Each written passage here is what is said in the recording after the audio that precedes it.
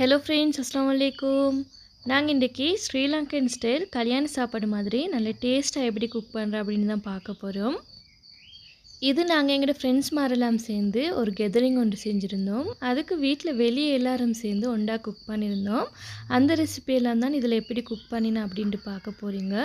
இதெல்லாம் நல்ல டேஸ்ட்டாகவே வந்துருந்துச்சு ஃப்ரெண்ட்ஸ். ஸ்ரீலங்கன் கல்யாண சாப்பாடு மாதிரியே இருந்துச்சு. வாங்க ஃப்ரெண்ட்ஸ், இப்போ இதை எப்படி செய்கிறேன்ட்டு பார்ப்போம்.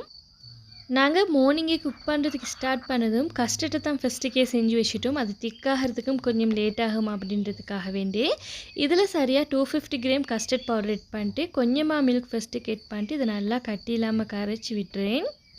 இந்த கஸ்டர்ட் பவுடரை கட்டி இல்லாமல் நல்லா கரைச்சி விட்டதுக்கப்புறமா இதில் 200 கிராம் மில்க் மேட் எட் பண்ணிட்டு இதையும் கொஞ்சம் கரைச்சி விட்டுட்டு இதில் நான் சுகரும் எட் பண்ணுறேன்.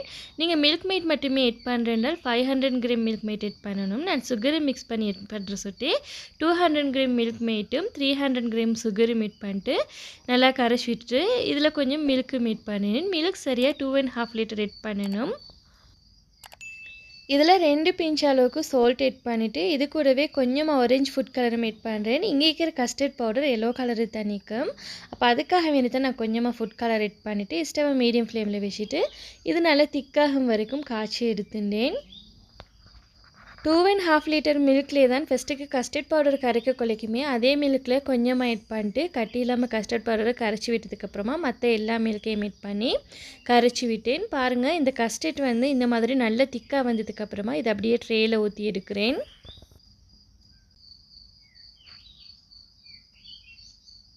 நான் இன்றைக்கி ட்ரேயில் ஆயில் ஒன்றுமே அப்ளை பண்ணலை, சும்மா இந்த மாதிரி தான் எட் பண்ணினேன் புடிங்க. அப்போவும் இது குயிக்காகவே அந்த கலண்டு வந்துட்டுது. லாஸ்ட்டுக்கு நான் இதில் டூட்டி ஃப்ரூட்டி கொஞ்சம் எட் பண்ணியிருந்தேன்.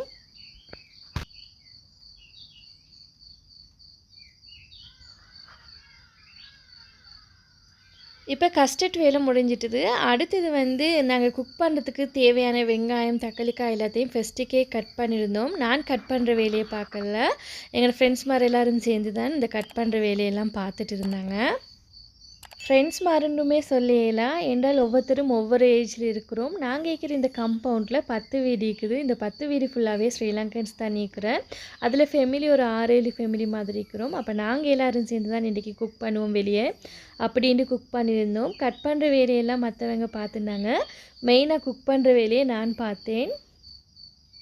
கஸ்டர்டை செஞ்சு முடிச்சதோடையே அடுத்தது பீஃப் கறி குக் பண்ணணும் அப்படின்றதுக்காக வேண்டி தான் ஆயில் எட் பண்ணிட்டு ஆயில் நல்லா ஹீட் ஆனதும் வெங்காயத்தை எட் பண்ணி வதக்கிட்டிக்கிறேன். இது கூடவே ஜிஞ்சர் கார்லிக் பேஸ்ட்டையும் எட் பண்ணிட்டு இந்த வெங்காயம் கொஞ்சம் நல்லா ப்ரௌன் கலர் வரங்காட்டியும் இதை நல்லா வதக்கினதுக்கப்புறமா இதில் கருவேப்பிலையும் ஏலக்காவும் இது கூடவே கருவேப்பட்டையும் எட் பண்ணேன். அளவுகள் எல்லாம் டிஸ்கிரிப்ஷனில் கொடுத்திக்கிறேன், பார்த்து செக் பண்ணிக்கோங்க.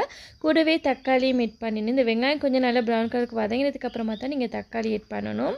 தக்காளியும் எட் பண்ணிவிட்டு இதை நல்லா வதக்கி விடணும். தக்காளிக்கு கொஞ்சம் நல்லா கரைஞ்சி வதங்கி வந்ததுக்கப்புறமா தான் நாங்கள் இதில் கொஞ்சமாக சில்லி பவுடர் எட் பண்ணணும். சில்லி பவுடர் ஆயில் எட் பண்ண கொள்ளைக்கு அந்த கலர் இன்னும் நல்லா பெர்ஃபெக்டாக வரும். அதுக்காக வேண்டி தான் நான் சில்லி பவுடரையும் ஆயில் எட் பண்ணிட்டு இது கூடவே பச்சை கொச்சிக்கவும் எட் பண்ணியிருந்தேன். அதோட அளவெல்லாம் டிஸ்கிரிப்ஷனில் கொடுக்குறேன். லாஸ்ட்டுக்கு இந்த மாதிரி பீஃபை இதில் எட் பண்ணிக்கிறேன். இது கூடவே இப்போ மசாலா எட் பண்ணணும். இதில் சரக்குத்தூளும் சீரகமும் கூடவே மஞ்சளும் எட் பண்ணிக்கிறேன். மசாலாவெல்லாம் நல்லா மிக்ஸ் பண்ணி விட்டதுக்கப்புறமா நாங்கள் இன்றைக்கி ப்ரெஷர் குக்கரில் குக் பண்ணலை, இந்த மாதிரி சட்டியில் வச்சு குக் பண்ணுற சொட்டி இது கொஞ்சம் குக் ஆகிறதுக்கு லேட் ஆகும்.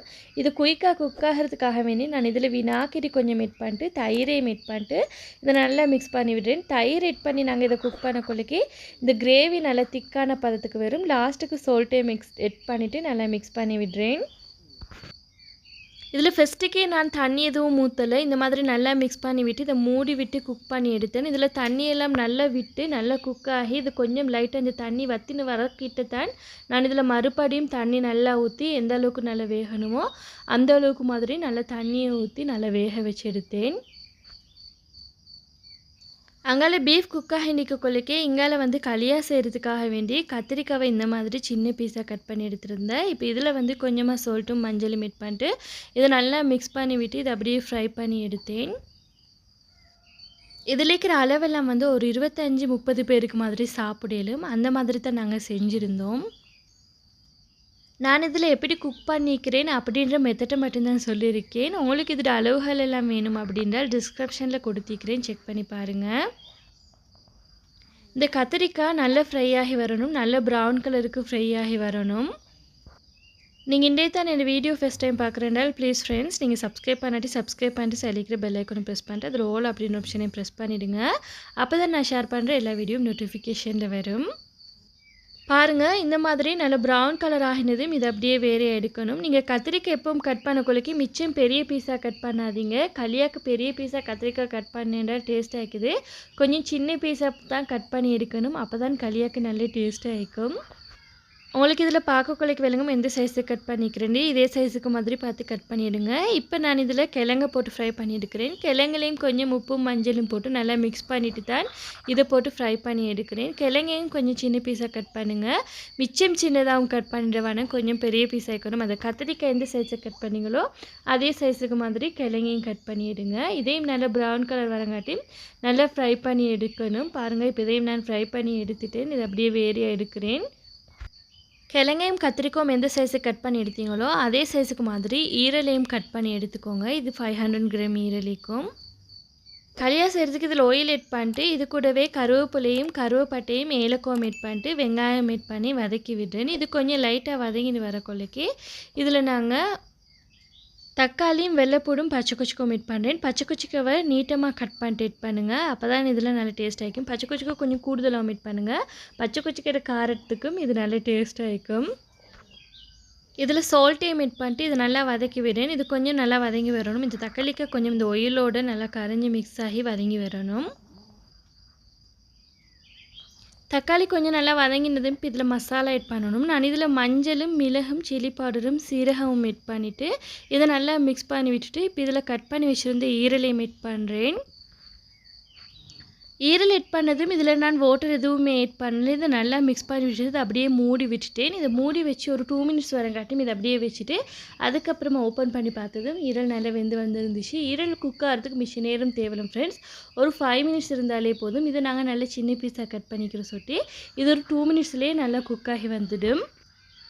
ஈரல் குக் ஆகினதும் லாஸ்ட்டுக்கு வந்து கொக்கனட் மில்க் ஆட் பண்ணியிருந்தேன். அந்த வீடியோ மிஸ் ஆகிட்டுது. கொக்கனட் மில்க் ஆட் பண்ணிட்டு இது நல்லா கொதிச்சதுக்கு அப்புறமா லாஸ்ட்டுக்கு ஸ்டவ் ஆஃப் பண்ணிவிட்டு தான் நான் இதை பொரிச்சு வச்சுருந்த கத்திரிக்காவையும் பொட்டேட்டோவும் ஆட் பண்ணி நல்லா மிக்ஸ் பண்ணி விட்டுட்டு இதை அப்படியே ஒரு ஓரமாக வச்சுட்டேன். நாங்கள் வந்து கத்திரிக்காயும் பொட்டேட்டோ ஆட் பண்ணதுக்கப்புறமா இதை குக் பண்ண தேவையில்லை. அப்படியே நீங்கள் ஸ்டவ் ஆஃப் பண்ணிட்டு இதை அப்படியே நல்லா மிக்ஸ் பண்ணிட்டு வச்சாலே இந்த கத்திரிக்காய் குழுக்கெல்லாம் இந்த கிரேவி நல்லா மிக்ஸ் ஆகி நல்லா டேஸ்ட்டாக வந்துக்கும். இவ்வளோ தான் இப்போ எங்களோட களியா கறி. இப்போ அடுத்தது வந்து பொட்டேட்டோ கறி எப்படி செய்கிறேன்னு பார்ப்போம்.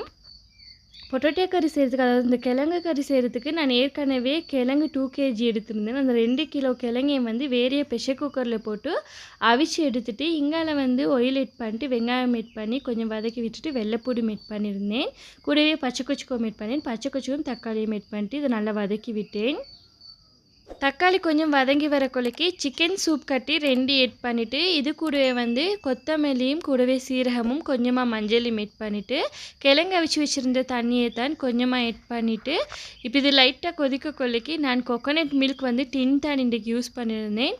அதையும் கொஞ்சமாக ஆட் பண்ணிட்டு இந்த கொக்கனட் மில்க்லேயே வந்து இந்த மசாலாவும் கொஞ்சம் அந்த பச்சை வாசம் போய்த்து குக் ஆகிறதுக்கு இதை அப்படியே நல்லா மிக்ஸ் பண்ணி விட்டு இதை அப்படியே மூடி விட்டு குக் பண்ணி எடுத்தேன்.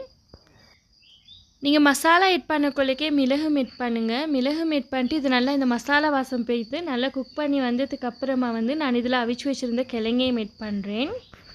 கிழங்கு ஆட் பண்ணி நல்லா ஒரு 2 கொதிச்சு வர கொள்ளைக்கு இதை நாங்கள் மிச்சம் வேக வைக்கவும் தெரியும். இது ஏற்கனவே ப்ரெஷர் குக்கரில் இந்த கிழங்கை வேக வச்சு எடுத்து சுட்டி ஒரு 2 கொதிக்க கொள்ளைக்கு நான் இதில் மறுபடியும் தேங்காய் பால் ஆட் பண்ணுறேன்.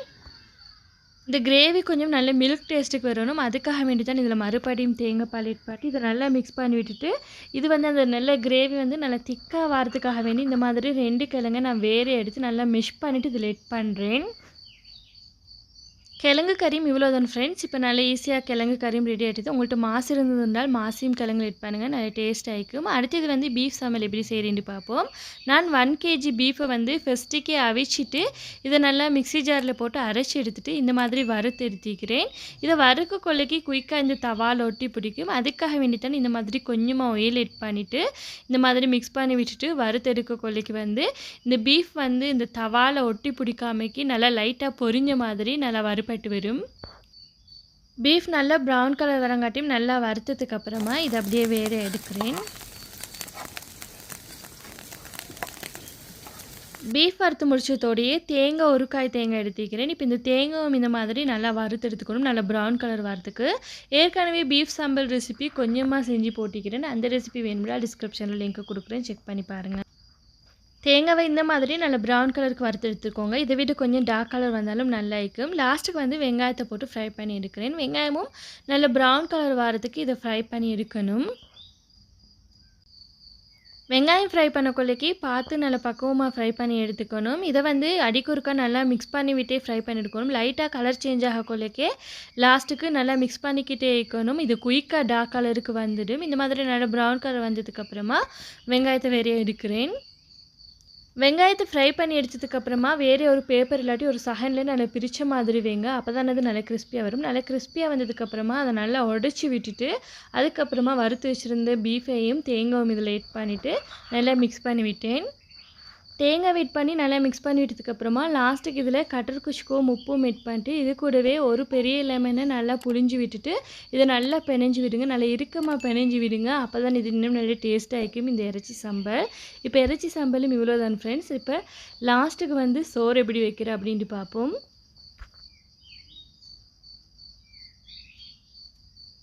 இதில் 5 kg சோறு வைக்கணும். அதுக்கு ஃபஸ்ட்டுக்கே நான் இதில் 5 tablespoon கீ ஆட் பண்ணிவிட்டு 500 ml ஆயிலும் ஆட் பண்ணிவிட்டு இதில் வந்து கருவேப்பட்டை, ஏலக்காய், வெங்காயம், தக்காளிக்காய் இதெல்லாம் ஆட் பண்ணி வெள்ளைப்பூடும் ஆட் பண்ணியிருந்தேன். ஆட் பண்ணிட்டு இதுக்கு ஃபஸ்ட்டுக்கே கொஞ்சம் நல்லா வதக்கி விட்டுட்டு இது கூட வந்து கருவேப்பிலையும் ஆட் பண்ணி இதை நல்லா வதக்கி விட்டேன். இதில் லாஸ்ட்டுக்கு ஜிஞ்சர் கார்லிக் பேஸ்ட்டும் ஆட் பண்ணிட்டு இதை நல்லா வதக்கி விட்டேன். இது நல்லா வதங்கினதுக்கப்புறமா இதில் வாட்டர் ஆட் பண்ணினேன். வாட்டர் வந்து நீங்கள் எந்த அளவுக்கு அரிசி எடுத்துக்கிறீங்களோ அதில் டபுள் மடங்கு வாட்டர் எடுக்கணும். வாட்டர் ஆட் பண்ணிட்டு இதில் தேவையான அளவு சால்ட்டும் ஆட் பண்ணிட்டு இந்த வாட்டர் நல்லா கொதிச்சதுக்கப்புறமா அரிசி ஆட் பண்ணினேன். அரிசி ஆட் பண்ணிவிட்டு இப்போ நல்லா மிக்ஸ் பண்ணி விட்டுட்டு இதை அப்படியே குக் பண்ணுறதுக்கு வச்சேன். சோறில் இருக்கிற தண்ணியெல்லாம் வற்றி லைட்டாக வந்து அந்த புழுங்குற பதத்துக்கு வரக்குள்ளைக்கு இந்த மாதிரி சொப்பியும் பேகால் அப்படியே கவர் பண்ணிட்டு இந்த சோத்தை அப்படியே நல்லா ஸ்டவ் நல்லா லோ ஃப்ளேமில் வச்சுட்டு அப்படியே டம்முக்கு போட்டு எடுத்தேன். இவ்வளோ தான் ஃப்ரெண்ட்ஸ். இந்த சோறும் வந்து நல்ல சரியான பதத்துக்கு நல்லா குக்காகி டம்மில் போட்டு எடுத்ததுக்கப்புறமா வந்துருந்துச்சு. பீஃப் கறி பாருங்கள் ஃப்ரெண்ட்ஸ், நல்ல திக்கான கிரேவியாக வந்திக்குது. இது குக்காகிறதுக்கு 3.5 hours பிடிச்சிது. இதில் தண்ணி வற்றினதுக்கப்புறமா நான் மறுபடியும் நிறைய தண்ணி ஆட் பண்ணிவிட்டு இதை நல்லா குக் பண்ணி எடுத்தேன். களியால் கத்திரிக்காய் உள்ளுக்கும் நல்ல மசாலா இறங்கி நல்ல திக்காகவே வந்துருந்துச்சு. இவ்வளோ தான் ஃப்ரெண்ட்ஸ். இந்த ரெசிபி நீங்களே ட்ரை பண்ணி பாருங்கள். கல்யாண வீட்டு சாப்பாடு மாதிரி நல்ல டேஸ்ட்டாகவே வரும். உங்களுக்கு இந்த ரெசிபி பிடிச்சிருந்தனால ப்ளீஸ் ஃப்ரெண்ட்ஸ் லைக் பண்ணுங்கள், ஷேர் பண்ணுங்கள், கமெண்ட் பண்ணுங்கள். மறக்காமல் சப்ஸ்கிரைப் பண்ணிட்டு சலிக்கிற பெல் ஐக்கானை ப்ரெஸ் பண்ணுறீங்க. தேங்க்ஸ் ஃபார் வாட்சிங்.